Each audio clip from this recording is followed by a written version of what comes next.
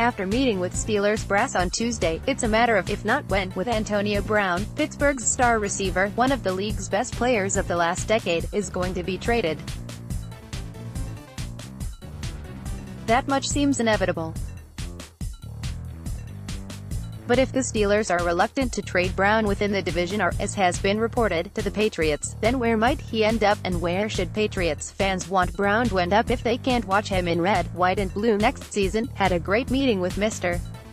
Rooney today. We discussed a lot of things and we cleared the air on several issues.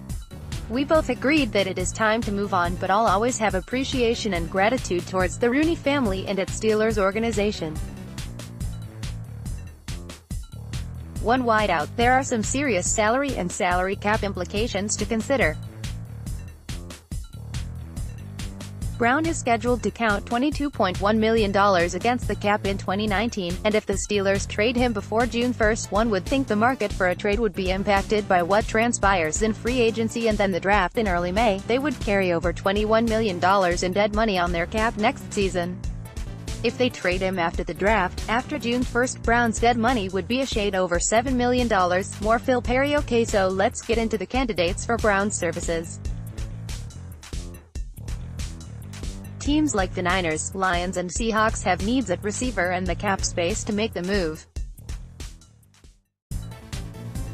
Then there are the Jets, the team that Patriots fans may first gravitate toward when asked to fill in the blank. I'd be okay with Brown going anywhere, but that makes sense.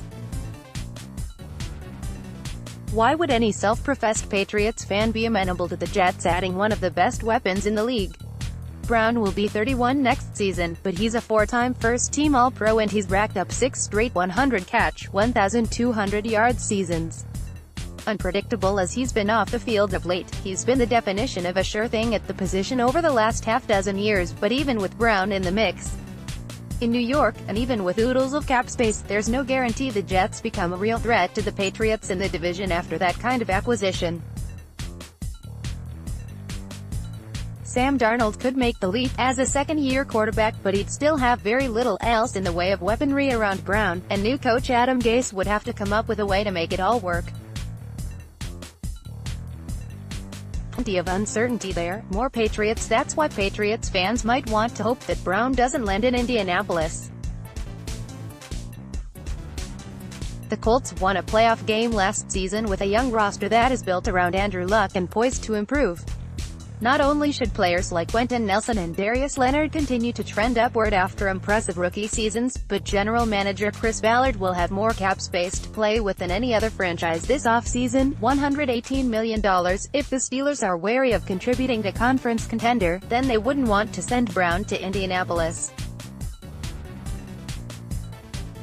But if the Colts are still in the mix, Brown would make T.Y. Hilton a top-tier no. 2 target, and he'd potentially open up more room for tight ends Eric Ebron and Jack Doyle to work the middle of the field. Our buddy Albert Greer from Sports Illustrated said many times last season that the Colts had dynasty potential because of their young talent, their legitimate franchise quarterback, and their cap situation. Trading for Brown could very well accelerate the process. Would it make Indianapolis the favorite to come out of the AFC next season? If not, it would almost certainly help them narrow the gap between themselves and the 2018 champs. Click here to download the new My Teams app by NBC Sports. Receive comprehensive coverage of your teams and stream the Celtics easily on your device. How were the Patriots able to limit the Rams' Todd Gurley in the Super Bowl? His teammate, C.J. Anderson, shed some light on it Tuesday.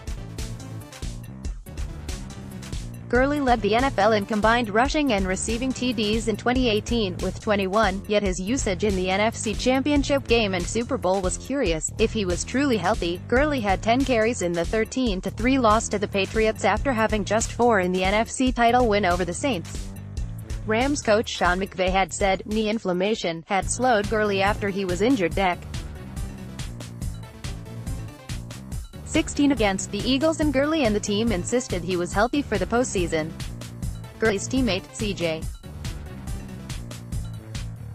Anderson, whom the Rams signed to back up Gurley before Week 16, told FS1's Undisputed of his teammate, "He was more hurt than what we thought," Anderson said.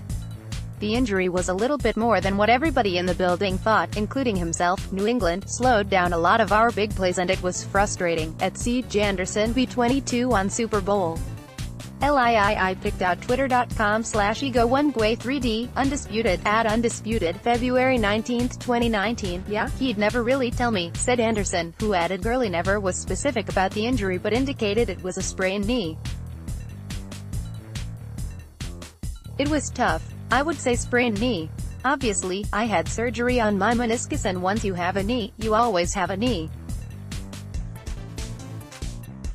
So it aggravates, and if he was getting a lot of touches earlier in the year, obviously him being one of the best backs, that probably was the case. Click here to download the new My Teams app by NBC Sports. Receive comprehensive coverage of your teams and stream the Celtics easily on your device. New England Patriots tight end Rob Gronkowski still hasn't announced if he will retire or return for a 10th NFL season, but could he be leaning toward coming back? Gronkowski's agent, Drew Rosenhaus, said Tuesday on ESPN show, NFL Live, that the Patriots star's decision on his future could come within the next few weeks. NFL Media's Mike Giardi provided another tidbit of information on Gronkowski's future with a tweet Tuesday. Gronkowski told multiple teammates, associates that he wanted to win another ring in the first few days following the Super Bowl. For what it's worth, emotion talking? If true, who could blame him? Gronk endured a difficult 2018 campaign, one that included a dip in performance, inconsistency and 3 missed games due to injuries. The 29-year-old star did play better in the playoffs, however, and he made one of the most important plays of New England's Super Bowl 53 victory against the Los Angeles Rams. If the Patriots want Gronkowski back, it would make sense for him to return for another season if he feels he can withstand the physical toll of 16-plus games, including the playoffs. The Patriots, barring major injuries to key players, figure to be among the top contenders for the Super Bowl again next season. A healthy Gronk would give New England a strong chance to become the first team since the Buffalo Bills in the 1990s to reach the Super Bowl 4 years in a row. Click here to download the new My Teams app by NBC Sports. Receive comprehensive coverage of your teams and stream the Celtics easily on your device.